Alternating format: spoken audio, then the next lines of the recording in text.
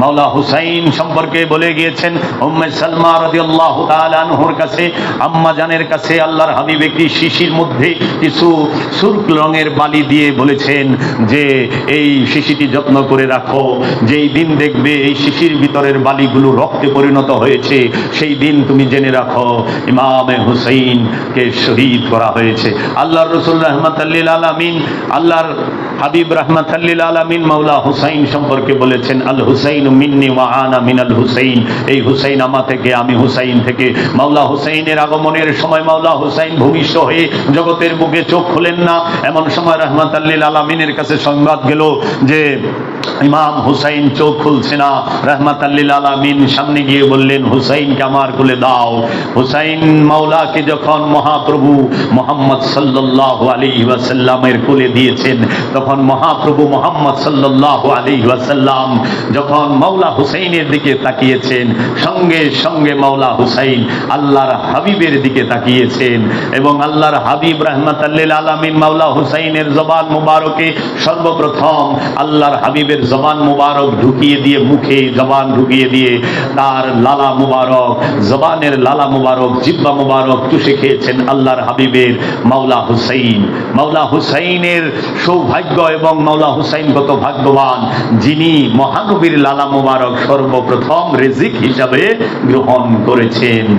আল্লাহর হাবিব রাহমাতাল লিল আলামিন মুখে খেজুর নিয়ে ওইটা চিবিয়ে আল্লাহর হাবিবের আওলাদ মাওলা হুসাইনের মুখে ঢেলে দিয়েছেন। সর্বপ্রথম খাবার আল্লাহর হাবিবের মুখের খাবার মাওলা হুসাইন গ্রহণ করে। মাওলা হুসাইন আলাইহিস সালাতু ওয়াস সালাম সম্পর্কে আল্লাহর হাবিব বলেছেন এই হুসাইন আম্মা থেকে আমি হুসাইন হতে, এই হুসাইন মাওলা, এই হুসাইন তোমাদের কাছে পুরস্কার হিসেবে এসেছে। এই হুসাইন হবে আমার উম্মতের নাজাতের কান্ডারি, এই হুসাইন হবে আমার উম্মতের ফয়সালাকারী, এই হুসাইন হবে আমার দ্বীনের মদদগার, এই হুসাইনের অপর নামই হবে আমার দ্বীন। তাই তো সুলতানুল হিন্দ খাজা মঈনুদ্দিন চিশতি আজমেরি আলাইহিস সালাতু ওয়াস সালাম বলেছেন জানে মন্নে সারম বনামে হুসাইন, জানে মন্নে সারম, আমি আমার এই জীবনকে উৎসর্গ করে দিলাম বনামে হুসাইন, মাওলা হুসাইনের নামে, মুনামে গুলামে গুলামানে হুসাইন। আমি শুধু মাওলা হুসাইনের গোলাম নই, মাওলা হুসাইনের গোলামের গোলাম। শাহ হস্তে হুসাইন, এই হুসাইন হচ্ছে রাজা, বাদশাহ হস্তে হুসাইন, এই মাওলা হুসাইন হচ্ছে রাজার রাজা। দিন হস্তে হুসাইন, এই মাওলা হুসাইন হচ্ছে দিন এবং দিনে পানা হস্তে হুসাইন, এই মাওলা হুসাইন হচ্ছে দিনের সবচেয়ে বড় সাহায্যকারী, মদদগার। সরদাদ নাদাদ দস্ত, মাওলা হুসাইন মাথা দিয়ে দিয়েছেন এজিদের কাছে, কিন্তু হাত দেয় নাই। দারদস্তে ইয়াজিদ, মাওলা হুসাইন এজিদের কাছে মাথা দিয়েছে কিন্তু হাত দেয় না। এজিদের হাতে হাত রেখে, নাপাকের হাতে হাত রেখে পবিত্র কখনোই আত্মসমর্পণ করে না, বাতিলের সাথে হক হাত মিলায় না, বাতিলের কাছে হক কল্লা দিতে জানে, হাত দিতে জানে না। তাই আল্লাহর ওলি খাজা মঈনুদ্দিন চিশতি আজমেরি বলেছেন सरदाद नदाद दस्त दर दस्त यजीद हक्का के बिनाए ला इलाहा हस्त हुसैन, हक्का के बिनाए সত্যের বেনাই তো মাওলা হুসাইন। এই মাওলা হুসাইন আলাইহিস সালাতু ওয়াস সালামকে শহীদ করার জন্য এই যারা বিপদগামী পথভ্রষ্ট তারা এসেছিল কারবালায়। এই মাওলা হুসাইন সম্পর্কে আল্লাহর হাবিব বলেছেন, আল্লাহর হাবিব একদিন মিম্বরে খুতবা দিচ্ছিলেন, দরবারে নববীর মধ্যে খুতবা দিচ্ছিলেন আল্লাহর হাবিব। এমন সময় মাওলা হুসাইন গুড়ি গুড়ি পায়ে হেঁটে যাচ্ছে, মাওলা হুসাইনের পা মুবারকের নিচে তার পায়জামার কাপড় যাচ্ছে। এমন সময় আল্লাহর হাবিব খুতবা বন্ধ করে দিয়ে, যেই খুতবা ওয়াজিব, খুতবা শোনা ওয়াজিব, সেই ওয়াজিব বন্ধ করে দিয়ে মাওলা হুসাইনকে এসে দৌড়ায়া ধইরা জড়ায়া বুকের সাথে কুলে নিয়ে বলে তোমরা দেখে নাও এই সেই ইমাম হুসাইন যিনি সৈয়দ, তোমরা দেখে নাও এই সেই ইমাম হুসাইন যিনি সৈয়দের পিতা, এই সেই ইমাম হুসাইন যিনি সৈয়দের আওলাদ, এই সেই ইমাম হুসাইন যিনি সৈয়দের পিতা, সৈয়দদের পিতা, এই সেই ইমাম হুসাইন যিনি সৈয়দের দাদা, এই সেই ইমাম হুসাইন তিনি দাঁড়ানো বসা শোয়া অবস্থায় সর্ব অবস্থায় তিনি ইমাম, যার ঘরের থেকেই দ্বীনে মুহাম্মাদির ঝান্ডা উঠবে। মাওলা হুসাইনের বংশ থেকেই আজ পর্যন্ত পৃথিবীর বুকে সমস্ত ওলি আল্লাহর আগমন করতেছেন মাওলা হুসাইনের বংশ থেকে। এই ইসলামের সত্য ধারা, ইসলামের প্রেমের ধারা, ইসলামের আত্মসমর্পণের দ্বারা মাওলা হুসাইনের দ্বারাই আমরা দেখতে পাই। তাই আমরা দেখতে পাই আল্লাহর হাবিব রাহমাতাল লিল আলামিন তিনি আমাদেরকে মাওলা হুসাইন সম্পর্কে কেন এত বুঝাইলেন? আল্লাহর হাবিব বললেন আমাদেরকে যে আমি তোমাদের কাছে কিচ্ছু চাই না, আমি তোমাদের কাছে কিচ্ছু চাই না। আল্লাহর হাবিব বললেন, কুল্লা আসআলুকুম আলাইহি আজরান ইল্লা মাওয়াদ্দাতা ফিল কুরবা। বলে দিন, হে আমার প্রিয় রাসূল, আমি চাই না তোমাদের কাছে কোনো বিনিময়, কোনো আজার চাই না, কোনো বিনিময় চাই না, শুধু চাই আমার আহলে বায়েতের, আমার ইতরাতের, আমার বংশের ভালোবাসা। তোমরা আমার বংশের মহব্বত কইরো। আল্লাহর হাবিব জানতেন যে তার মহব্বতকে কচু কাটা করা হবে, কারবালায় নির্মমভাবে শহীদ করা হবে। তাই আল্লাহর হাবিব রাহমাতাল লিল আলামিনের বংশের সম্পর্কে আল্লাহর হাবিব অনেক কিছু কুরআনুল কারীমে বলে গিয়েছেন। আল্লাহর হাবিব বললেন যে ইন্নামা ইউরিদুল্লাহ লিইয়ুযহিবা আনকুমুর রিসা আহলাল বাইতি ওয়া ইত্তাহিরাকুম তাতহীরা।